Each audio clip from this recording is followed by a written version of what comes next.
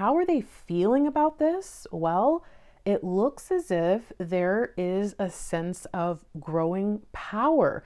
And the imagery is very similar. The first card we saw, there was someone who they could feel the energy coming off of the seeds that they planted in the small little plant that had come forth, but they knew it wasn't what it was meant to be, right?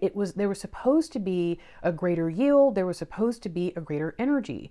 Well, they're recognizing that when they choose to connect to you, they feel almost like a flow, almost like an electrical current. I don't know much about electricity and all that, you guys, but I'm getting this visual of needing to have two sides to it. What I do know a little bit about like electrical impulses is like in our brain we have synapses and there's the gap in between.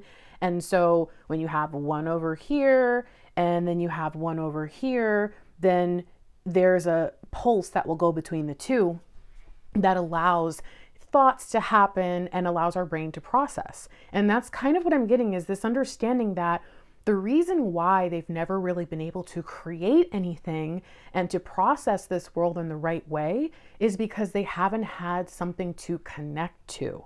And I think that this may be pointing to this sense of awakening that they experienced when they came into your presence, when they came into your energy.